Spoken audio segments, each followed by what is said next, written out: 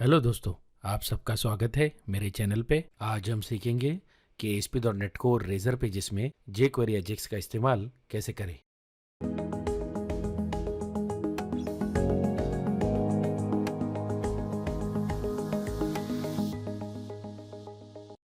तो चलिए शुरुआत करते हैं। सबसे पहले मैं startup.cs फाइल को ओपन करूंगा। यहाँ पर मैं कुछ नेम स्पेसेस को इनहेरिट करूंगा। सबसे पहली नेम स्पेस है microsoft.aspnetcore.mvc। अगली नेम स्पेस है newtonsoft.json.serialization। इसका इस्तेमाल होगा जेसन सीरियलाइजेशन के लिए। अब यहाँ पर कॉन्फ़िगर सर्विसेज मेथड में मैं ऐड एमवीसी फंक्शन को कॉल करूँगा और उसके बाद सेट कंपेटिबिलिटी वर्जन फंक्शन को कॉल करके मैं कंपेटिबिलिटी वर्जन 2.1 सेट कर दूंगा। अब अगला फंक्शन मैं इस्तेमाल करूंगा ऐड जेसन ऑप्शंस। इसका इस्तेमाल मैं सीरियलाइजर सेटिंग्स को सेट करने के लिए करूंगा। ये बहुत ज़रूरी है, वरना आपका जो जेसन प्रॉपर्टीज आप बनाएंगे सी शार्प में, वो कैमल केस यानी कि फर्स्ट लेटर जो उसका होगा वो स्मॉल ऑटोमेटिकली कर दिया जाएगा जब वो जावास्क्रिप्ट या जे क्वेरी में रिसीव होगा। मान लीजिए आपकी प्रॉपर्टी का नाम फर्स्ट नेम है और उसका एफ कैपिटल है, तो जावास्क्रिप्ट में जब वो रिसीव होगा तब उसका एफ ऑटोमेटिकली स्मॉल कर दिया जाएगा। इस वजह से होगा ये कि आपको एरर आने शुरू हो जाएंगे और आपको समझ नहीं आएगा कि ऑटोमेटिकली मेरी प्रॉपर्टी के नाम कैसे चेंज हो रहे। तो ऐसा ना हो, इसलिए हमें ये सेटिंग को बिना बोले सेट करना है। अब सबसे अंत में हम एंटी फोर्जरी टोकन को सेट करेंगे। यहाँ पर मैं हेडर का नाम स्पेसिफाई कर रहा हूँ जिसमें हम एंटी फोर्जरी टोकन को सेंड करेंगे। तो चलिए अब हम एक मॉडल क्लास ऐड करेंगे।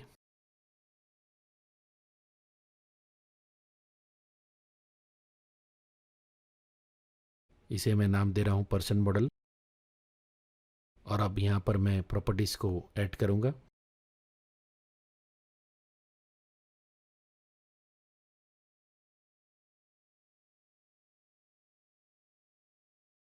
आप देख सकते हैं यहाँ पर मैंने दो प्रॉपर्टीज़ बनाई है। सबसे पहले है नेम और दूसरी प्रॉपर्टी है डेट टाइम।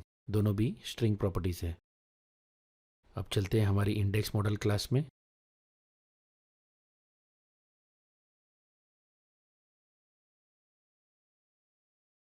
यहाँ पर मैं एक एक्शन रिजल्ट मेथड ऐड कर रहा हूँ जो कि हमारे jQuery Ajax कॉल को हैंडल करेगा और इसे मैं नाम दे रहा हूँ ऑन पोस्ट गेट टाइम। यहाँ पर मैं एक पैरामीटर ऐड कर रहा हूँ नेम, जिसकी वैल्यू हम क्लाइंट साइड से सेंड करेंगे। अब यहाँ पर मैं पर्सन मॉडल क्लास का एक ऑब्जेक्ट बना रहा हूँ और नेम पैरामीटर की वैल्यू को मैं नेम प्रॉपर्टी में सेट कर रहा हूँ। अब यहाँ पर मैं करंट डेट टाइम की वैल्यू को डेट टाइम प्रॉपर्टी में सेट कर रहा हूँ। अब यहाँ पर मैं जेसन रिजल्ट क्लास का इस्तेमाल करके हमारे पर्सन मॉडल क्लास के ऑब्जेक्ट को रिटर्न करूँगा।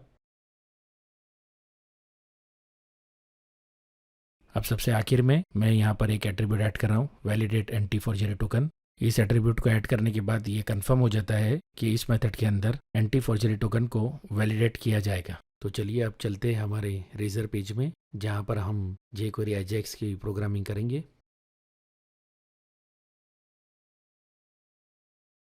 सबसे पहले आप देख सकते हैं मैंने एंटी फोर्जरी टोकन को सेट कर दिया है, जिसके लिए मैंने HTML हेल्पर क्लास के एंटी फोर्जरी टोकन फंक्शन का इस्तेमाल किया है। अब यहाँ पर मैं एक टेक्स्ट बॉक्स को ऐड कर रहा हूँ। इस टेक्स्ट बॉक्स का इस्तेमाल हमारे नेम की वैल्यू को इनपुट करने के लिए होगा और बिल्कुल उसके नीचे मैं एक बटन ऐड कर रहा हूँ और इस बटन के क्लिक होने पर अजेस कॉल किया जाएगा।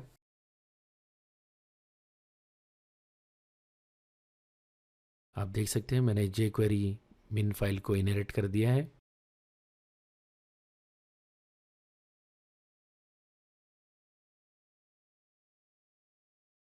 अब यहाँ पर मैं jQuery document ready event handler बना रहा हूँ।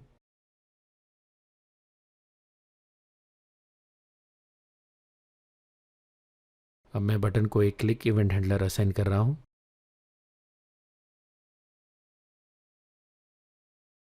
अब यहाँ पर मैं $.ajax फंक्शन का इस्तेमाल करूँगा जिसके ज़रिए हम सर्वर साइड को ajax कॉल करेंगे। सबसे पहले मैं टाइप सेट कर रहा हूँ जो कि होगा पोस्ट और उसके बाद मैं URL सेट कर रहा हूँ जहाँ पर हम हमारे हैंडलर मेथड के नाम को स्पेसिफाई करेंगे। आप देख सकते हैं मैंने उसका नाम गेट टाइम सेट किया है, ना कि ऑन पोस्ट गेट टाइम। वो इसलिए कि कॉल करते वक्त हमें ऑन पोस्ट को नहीं लिखना है। अब यहाँ पर मैं बिफोर सेंड इवेंट हैंडलर में एक फंक्शन बना रहा हूँ, यानी कि कॉल करने से पहले ये एग्जीक्यूट होगा।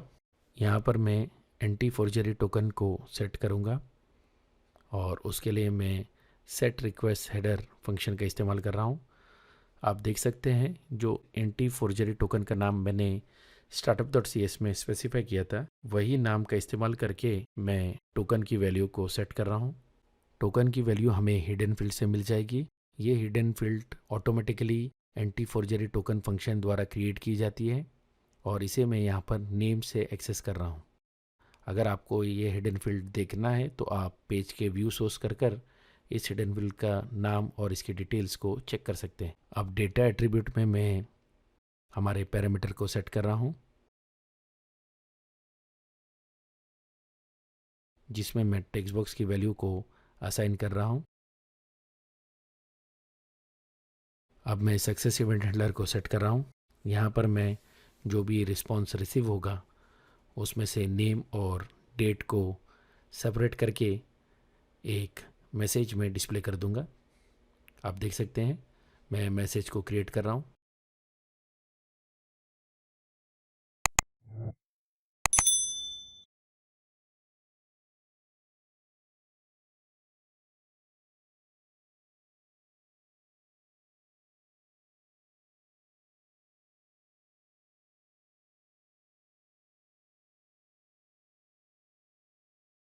बिल्कुल उसी तरह मैंने फेलियर और एरर के लिए भी इवेंट हैंडलर्स बना दिए हैं और इसी के साथ हमारा प्रोग्राम रेडी होता है। तो चलिए इसे रन कर चेक कर लेते हैं। आगे बढ़ने से पहले मैं आपको बताना चाहूँगा कि इस वीडियो पर आर्टिकल मैंने ऑलरेडी पोस्ट कर दिया है। डिस्क्रिप्शन में दी गई लिंक के ज़रिए आप उसे जाकर चेक कर सकते हैं।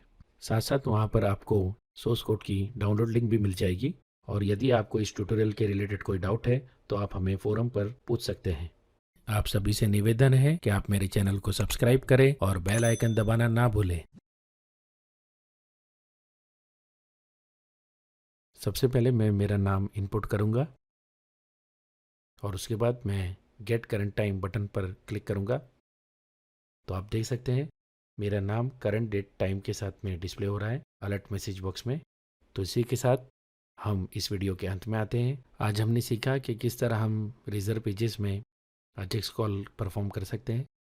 साथ ही साथ हमने सीखा कि किस तरह हम एंटी फोर्जरी टोकन को jQuery अजेक्स कॉल द्वारा सर्वर साइट को भेज सकते हैं। आपका बहुत बहुत शुक्रिया वीडियो देखने के लिए। प्लीज़ लाइक शेयर और सब्सक्राइब करें। जल्दी मिलेंगे अगले वीडियो में।